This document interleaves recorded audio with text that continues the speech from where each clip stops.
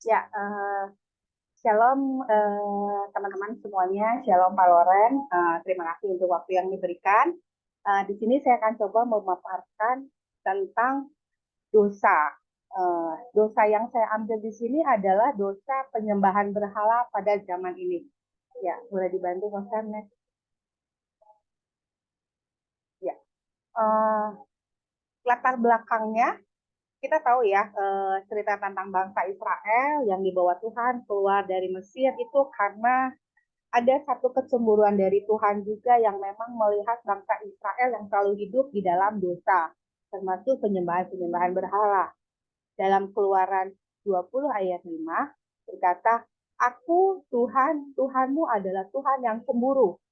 Bahkan eh, di saat di Gunung Sinai pun Tuhan bilang sama Musa bahwa Tuhan itu Tuhan yang cemburu adalah Allah yang cemburu. Ayatnya ada dalam Keluaran 34 ayat 14. Dalam situasi sekarang ini tidak dapat disangkal bahwa penyembahan berhala itu masih ada ya. Kegagalan umat Allah sepanjang sejarah adalah penyembahan berhala, yaitu penyembahan dewa-dewa asing. Padahal kenyataannya berhala yang sekarang ini beda dengan berhalanya zaman dulu, zaman bangsa Israel ya. Zaman dulu kan mereka menyembah berhala kayu, logam, dan batu. Tapi di hari ini tidak ada. Next, Pop.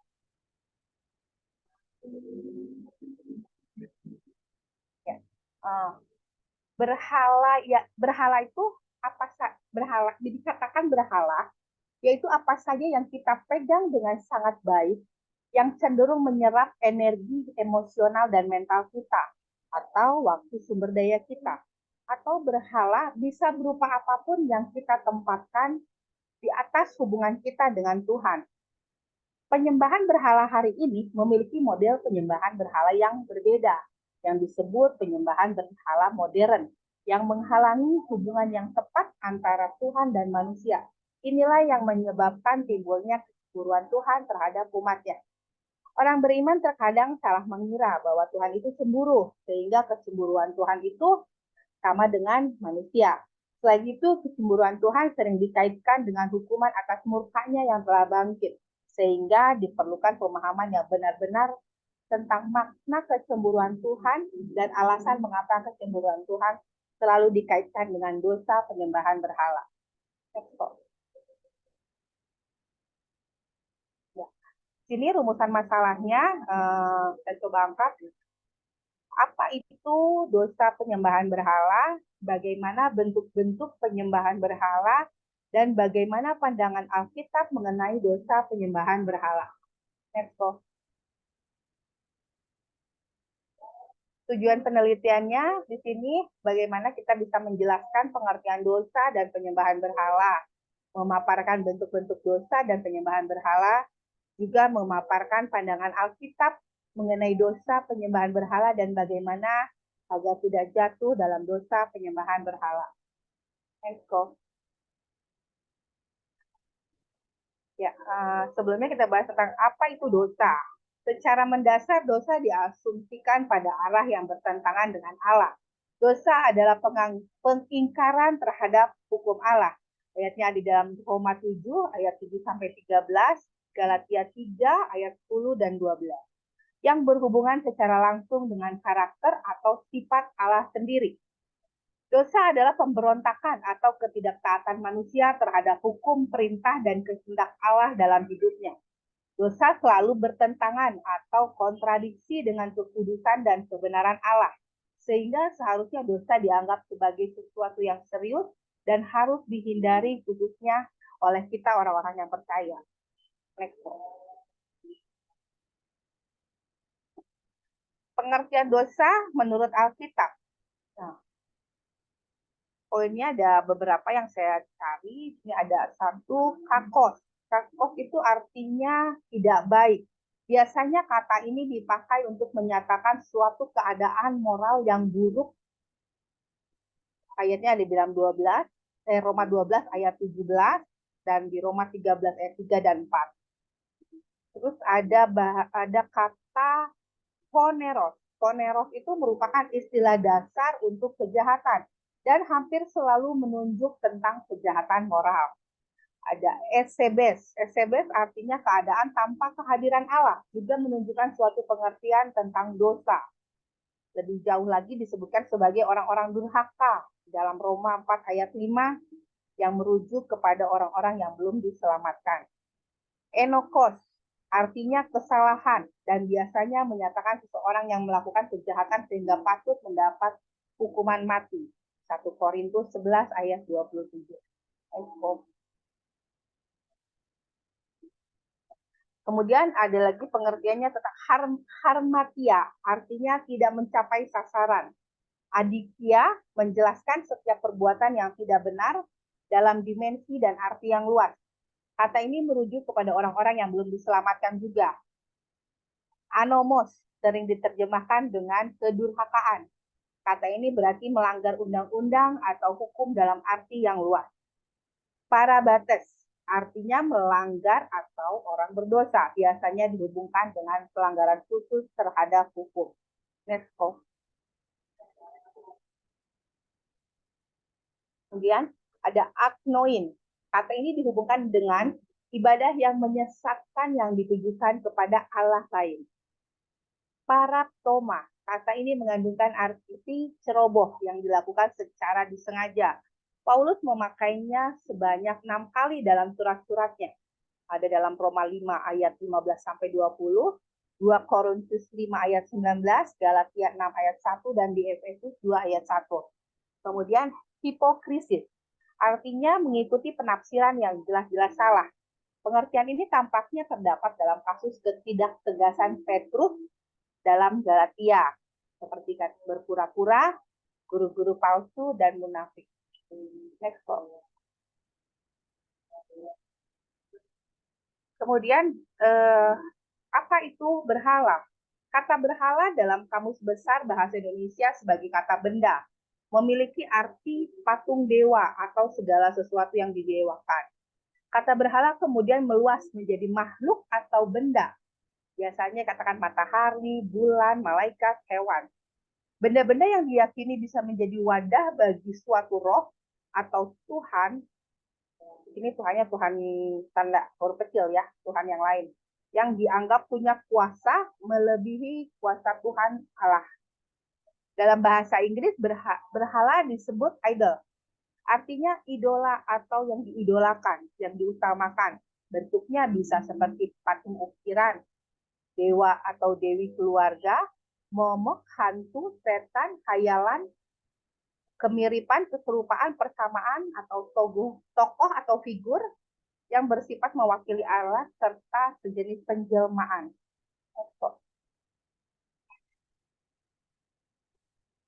Di zaman modern ini, penyembahan berhala sudah mulai beralih dan memiliki makna yang lebih luas. Tidak hanya sekedar dalam penyembahan terhadap benda-benda yang dianggap gaib, tapi mulai beralih kepada hal-hal duniawi yang ada di sekitar kita sehari-hari. Dapat kita simpulkan bahwa berhala adalah segala sesuatu yang mengikat kita, baik yang terlihat maupun yang tidak terlihat, yang dianggap punya kuasa melebihi dari kuasa Allah dan menjadi fokus kita setiap saat. Bentuk-bentuk dosa dalam penyembahan berhala. Dosa penyembahan berhala pada zaman ini atau yang biasa kita mulai sebut berhala modern ya. Sesuatu yang membuat kita secara tidak sadar memfokuskan tujuan, tindakan ke suatu hal yang bersifat duniawi dan hanya memberikan sisa-sisa waktu atau ala kadarnya untuk Tuhan. Atau hal duniawi, sedagingan, yang membuat manusia lebih mengandalkan hal tersebut dan menjadi mudah khawatir ketika hal itu sedang menjauh.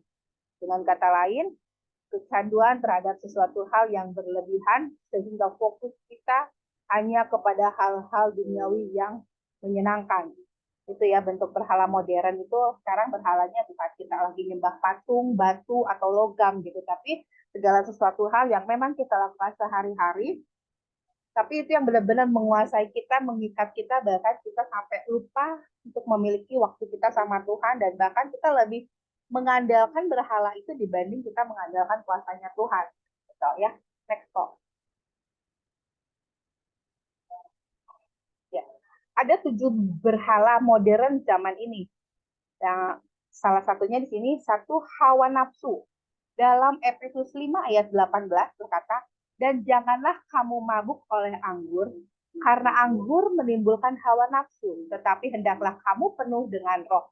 Banyak orang yang berpikir bahwa memiliki nafsu itu wajar, namun jika nafsu itu menjadi hal yang utama, berarti bisa menjadi berhala. Nafsu bisa diartikan kepada keinginan yang harus selalu terpenuhi. Kemudian ada cinta manusia. Yohanes 4 ayat 18 juga berkata, sebab engkau sudah mempunyai 5 suami, dan yang ada sekarang padamu bukanlah suamimu. Dalam hal ini engkau berkata benar. Semua manusia pasti memiliki keluarga. Dan wajar sekali apabila suami mengasihi istri, juga sebaliknya. Namun yang menjadi tidak wajar adalah jika rasa itu melebihi rasa cinta kita kepada Tuhan. Jadi semua kita lebih cinta manusia itu jadi kayak udah di luar nalar gitu ya. Kita saking kita justru malah takut sama istri, takut suami melebihi takut kita sama Tuhan, itu udah nggak beres deh, itu nggak benar gitu ya. Next kok. Ya, penerimaan yang dimaksud di sini adalah di Matius 10 ayat 37. Barangkali mengasihi bapak atau ibunya lebih daripadaku, ia tidak layak bagiku. Dan barang siapa mengasihi anaknya laki-laki atau perempuan lebih daripadaku, ia tidak layak bagiku.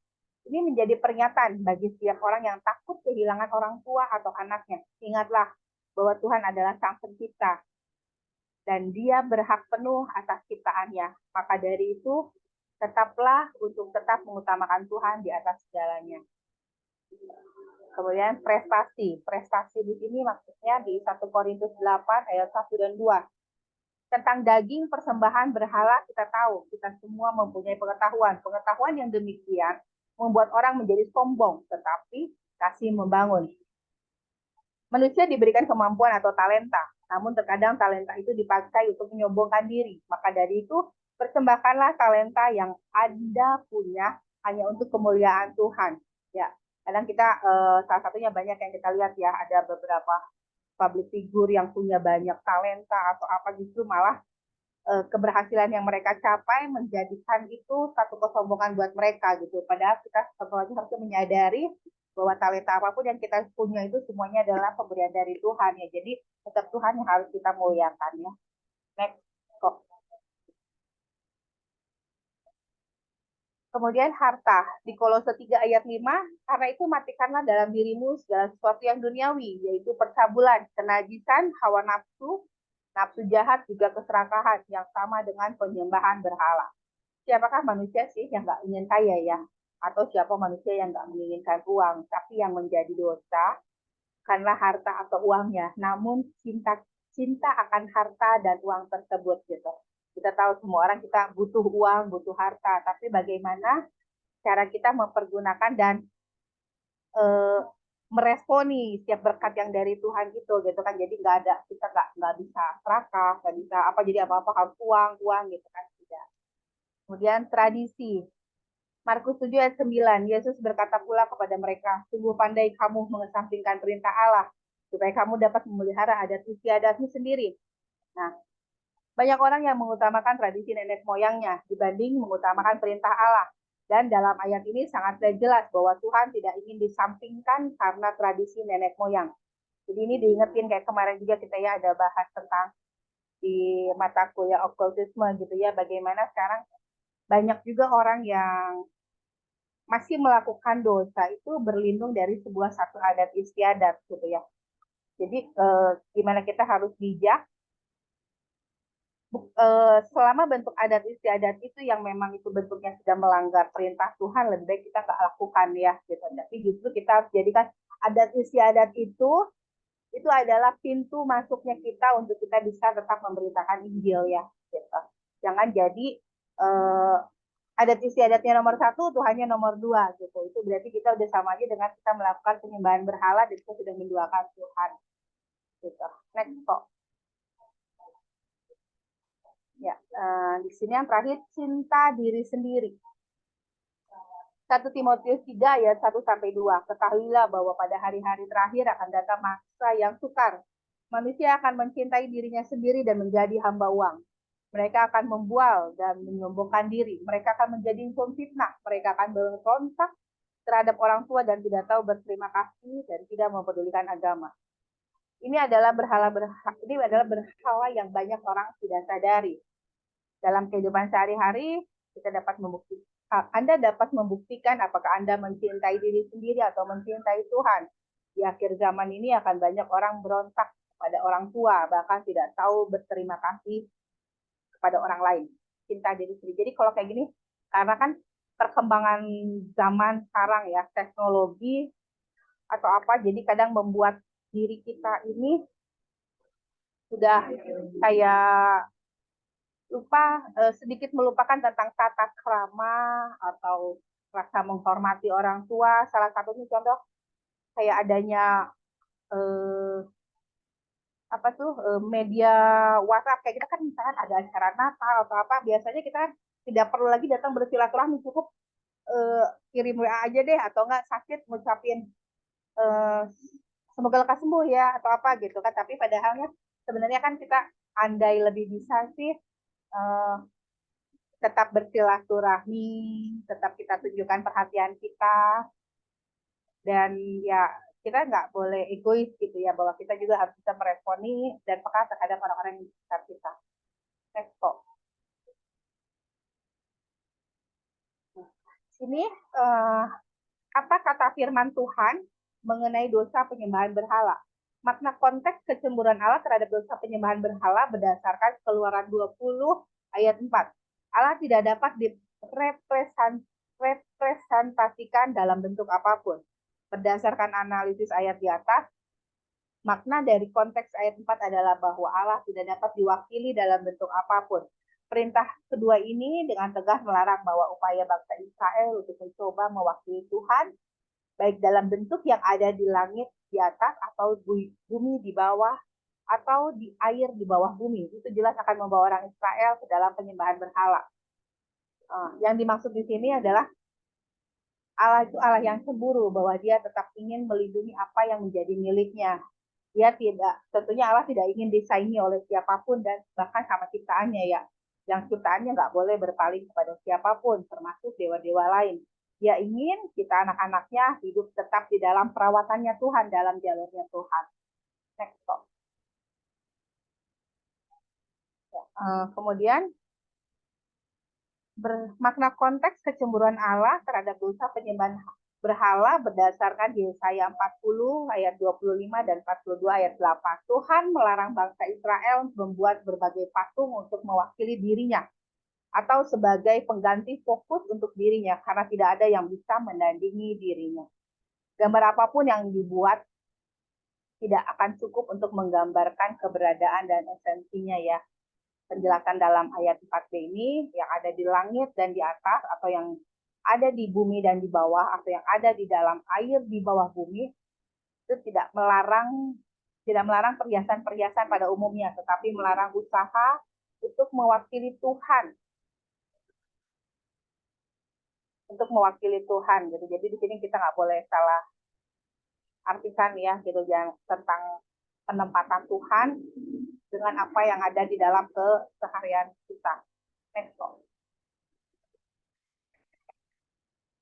Ya, bagaimana agar kita tidak jatuh dalam dosa penyembahan berhala? Tentunya kita harus mengintrospeksi diri. Apakah Tuhan masih menjadi yang utama di dalam hidup kita? Selanjutnya, mengenal Allah, kan kuasa-kuasa kebenarannya. Kemudian sebenarnya kita tidak boleh membuka celah kepada iblis ya.